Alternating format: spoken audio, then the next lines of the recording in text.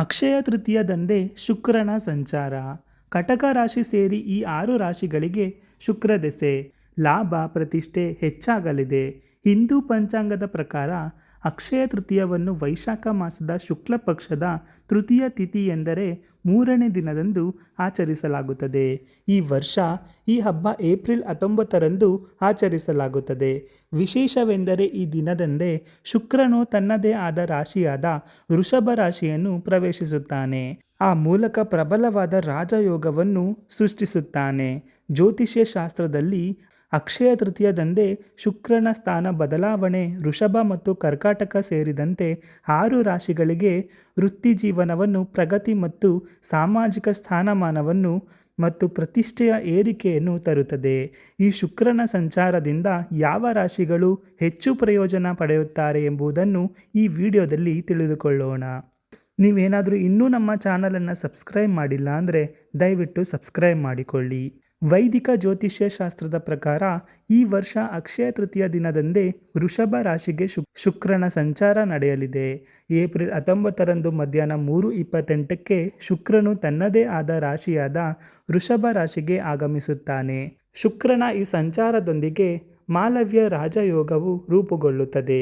ಜ್ಯೋತಿಷ್ಯದಲ್ಲಿ ಮಾಲವ್ಯ ರಾಜಯೋಗವನ್ನು ಪಂಚಮಹಾಪುರುಷ ಯೋಗಗಳಲ್ಲಿ ಒಂದೆಂದು ಗುರುತಿಸಲಾಗಿದೆ. ಈ ನಿರ್ದಿಷ್ಟ ರಾಜಯೋಗವು ಭೌತಿಕ ಸೌಕರ್ಯಗಳು ಮತ್ತು ಸಂತೋಷವನ್ನು ನೀಡುತ್ತದೆ. ಅದೇ ಸಮಯದಲ್ಲಿ ವೃತ್ತಿ ಜೀವನದಲ್ಲಿ ಪ್ರಗತಿಯನ್ನು ಬೆಳೆಸುತ್ತದೆ ಮತ್ತು ಖ್ಯಾತಿಯನ್ನು ಹೆಚ್ಚಿಸುತ್ತದೆ. ಈ ಬಾರಿ ಅಕ್ಷಯ ತೃತೀಯ ಹಬ್ಬದ ದಿನದಂದು ವಿಶೇಷ ರಾಜಯೋಗ ರೂಪುಗೊಳ್ಳುವುದರಿಂದ ಯಾವ ರಾಶಿಗಳು ಲಾಭ ಪಡೆಯುತ್ತವೆ ಎಂಬುದನ್ನು ತಿಳಿಯೋಣ. ಮೇಷರಾಶಿ.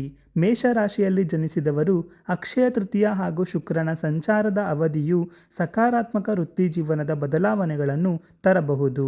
ಉದ್ಯೋಗಗಳನ್ನು ಬದಲಾಯಿಸಲು ಅಥವಾ ಬಡ್ತಿ ಪಡೆಯಲು ದೀರ್ಘಕಾಲದಿಂದ ಕಾಯುತ್ತಿರುವವರಿಗೆ ಅಂತಿಮವಾಗಿ ಪರಿಹಾರ ಸಿಗಬಹುದು. ನಿಮ್ಮ ಕಠಿಣ ಪರಿಶ್ರಮವು ಫಲ ನೀಡುವ ಸೂಚನೆಗಳಿವೆ. ನಿಮ್ಮ ವೃತ್ತಿಪರ ಜೀವನದಲ್ಲಿ ಒಂದು ಪ್ರಮುಖ ಅವಕಾಶ ಅಥವಾ ಒಪ್ಪಂದವು ನಿಮ್ಮ ದಾರಿಗೆ ಬರಬಹುದು. ಇದು ಭವಿಷ್ಯದ ಪ್ರಗತಿಗೆ ದಾರಿ ಮಾಡಿಕೊಳ್ಳುತ್ತದೆ. ವೃಷಭ ರಾಶಿ. ಶುಕ್ರನು ನಿಮ್ಮ ರಾಶಿಯ ಲಗ್ನಕ್ಕೆ ಸಾಗಲಿದ್ದಾನೆ.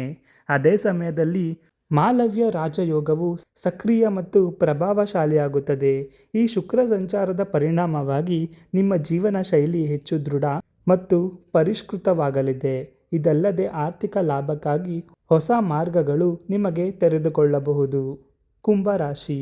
ಕುಂಭರಾಶಿಯಲ್ಲಿ ಜನಿಸಿದ ವ್ಯಕ್ತಿಗಳಿಗೆ ಶುಕ್ರನ ಸಂಚಾರವು ನಿಮ್ಮ 4ನೇ ಮನೆಯಲ್ಲಿ ಸಂಭವಿಸಲಿದೆ. ಪರಿಣಾಮವಾಗಿ ಈ ಸಂಚಾರವು ನಿಮಗೆ ಸಂತೋಷ, ಶಾಂತಿ ಮತ್ತು ಭೌತಿಕ ಸೌಕರ್ಯಗಳಲ್ಲಿ ಹೆಚ್ಚಳವನ್ನು ತರುತ್ತದೆ. ಇದಲ್ಲದೆ ಈ ಅವಧಿಯು ಕೆಲಸದ ಸ್ಥಳದಲ್ಲಿ ಹಿರಿಯರಿಂದ ನಿಮಗೆ ಬೆಂಬಲ ಸಿಗುತ್ತದೆ. ಇದು ನಿಮ್ಮ ಕೆಲಸಗಳನ್ನು ಸುಲಭಗೊಳಿಸುತ್ತದೆ. ನೀವು ಮಾನಸಿಕ ನೆಮ್ಮದಿಯ ಭಾವನೆಯನ್ನು ಸಹ ಅನುಭವಿಸುವಿರಿ. ಮಕರ ರಾಶಿ. ಮಕರ ರಾಶಿಯಡಿಯಲ್ಲಿ ಜನಿಸಿದ ವ್ಯಕ್ತಿಗಳಿಗೆ ಶುಕ್ರನ ತಮ್ಮ 5ನೇ ಮನೆಯಲ್ಲಿ ಸಾಗಲಿದ್ದಾನೆ. ಪರಿಣಾಮವಾಗಿ ಈ ಅವಧಿಯು ಮಕರ ರಾಶಿಯವರಿಗೆ ಅತ್ಯಂತ ಶುಭ ಮತ್ತು ಫಲಪ್ರದವಾಗಿರುತ್ತದೆ. ಸಮಾಜದಲ್ಲಿ ನಿಮಗೆ ಅಪಾರ ಗೌರವ ದೊರೆಯುತ್ತದೆ. ಇದಲ್ಲದೆ ನಿಮ್ಮ ಜ್ಞಾನ ಮತ್ತು ಬುದ್ಧಿವಂತಿಕೆಯನ್ನು ಜನರು ಮೆಚ್ಚುತ್ತಾರೆ. ನಿಮ್ಮ ಮಕ್ಕಳ ಸಾಧನೆಗಳಲ್ಲಿ ನೀವು ಆಳವಾದ ಹೆಮ್ಮೆಯನ್ನು ಅನುಭವಿಸುವಿರಿ. ವೃಶ್ಚಿಕ ರಾಶಿ. ಶುಕ್ರನು ತನ್ನ 7ನೇ ದೃಷ್ಟಿಯನ್ನು ನಿಮ್ಮ ರಾಶಿಯ ಮೇಲೆ ಹಾಕುತ್ತಾನೆ. ಪರಿಣಾಮವಾಗಿ ವಿವಾಹಿತ ವ್ಯಕ್ತಿಗಳು ತಮ್ಮ ಜೀವನದಲ್ಲಿ ಗಮನಾರ್ಹ ಬದಲಾವಣೆಗಳನ್ನು ಅನುಭವಿಸುತ್ತಾರೆ. ಸಂಬಂಧದಲ್ಲಿ ಪರಸ್ಪರ ತಿಳುವಳಿಕೆ ಆಳವಾಗುತ್ತದೆ. ಅವಿವಾಹಿತ ಸ್ಥಳೀಯರಿಗೆ ಮದುವೆಗೆ ಅನುಕೂಲಕರ ಅವಕಾಶಗಳು ಉದ್ಭವಿಸುತ್ತದೆ. ಸಮಾಜದಲ್ಲಿ ನಿಮ್ಮ ಗೌರವ ಮತ್ತು ಪ್ರತಿಷ್ಠೆಯೂ ಸಹ ಮೇಲ್ಮುಖ ಪ್ರವೃತ್ತಿಗೆ ಸಾಕ್ಷಿಯಾಗುತ್ತದೆ. ಕನ್ಯಾ ರಾಶಿ.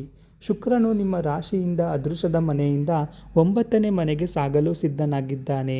ಪರಿಣಾಮವಾಗಿ ಅದೃಷ್ಟವು ನಿಮಗೆ ಅನುಕೂಲಕರವಾಗಲು ಪ್ರಾರಂಭಿಸುತ್ತದೆ. ನಿಮ್ಮ ಆರ್ಥಿಕ ಪರಿಸ್ಥಿತಿ ಸಕಾರಾತ್ಮಕ ಪರಿವರ್ತನೆಗೆ ಒಳಗಾಗುತ್ತದೆ ಮತ್ತು ನಿಮ್ಮ ಸ್ವಂತ ಶ್ರಮದ ಮೂಲಕ ಸಂಪತ್ತನ್ನು ಸಂಗ್ರಹಿಸುವಲ್ಲಿ ನೀವು ಯಶಸ್ವಿಯಾಗುತ್ತೀರಿ. ಕಟಕ ರಾಶಿ. ಕಟಕ ರಾಶಿಗೆ ಸೇರಿದ ವ್ಯಕ್ತಿಗಳಿಗೆ ಶುಕ್ರನ ಸಂಚಾರವು 11ನೇ ಮನೆಯಲ್ಲಿ ಸಂಭವಿಸಲಿದೆ. ಈ ಸನ್ನಿವೇಶದಲ್ಲಿ ಕರ್ಕ ರಾಶಿಯ ಅಡಿಯಲ್ಲಿ ಜನಿಸಿದ ವ್ಯಕ್ತಿಗಳು ಸಾಮಾಜಿಕವಾಗಿ ಗಮನಾರ್ಹ ಪ್ರತಿಷ್ಠೆಯನ್ನು ಪಡೆಯಬಹುದು. ನಿಮ್ಮ ಆರ್ಥಿಕ ಸ್ಥಿತಿಯು ಮೊದಲಿಗಿಂತ ಹೆಚ್ಚು ಬಲಗೊಳ್ಳುತ್ತದೆ. ಈ ಅವಧಿಯಲ್ಲಿ ನಿಮ್ಮ ಆದಾಯದಲ್ಲಿಯೂ ಹೆಚ್ಚಳವಾಗುತ್ತದೆ. ಕೆಲಸದ ಸ್ಥಳಗಳಲ್ಲಿ ನಿಮ್ಮ ಕಾರ್ಯಕ್ಷಮತೆಯು ಮೆಚ್ಚುಗೆಯನ್ನು ಪಡೆಯುತ್ತದೆ. ಶಿಕ್ಷಣದ ಕ್ಷೇತ್ರದಲ್ಲಿ ವಿದ್ಯಾರ್ಥಿಗಳು ಅತ್ಯುತ್ತಮ ಫಲಿತಾಂಶಗಳನ್ನು ಸಾಧಿಸುವ ನಿರೀಕ್ಷೆ ಇದೆ. ಈ ಮಾಹಿತಿ ನಿಮಗೆ ಇಷ್ಟವಾಗಿದ್ದಲ್ಲಿ ಈ ವಿಡಿಯೋಗೆ ಲೈಕ್ ಮಾಡಿ. ಹಾಗೆಯೇ ನಮ್ಮ ಚಾನಲನ್ನು ತಪ್ಪದೇ ಸಬ್ಸ್ಕ್ರೈಬ್ ಮಾಡಿಕೊಳ್ಳಿ. ಧನ್ಯವಾದಗಳು.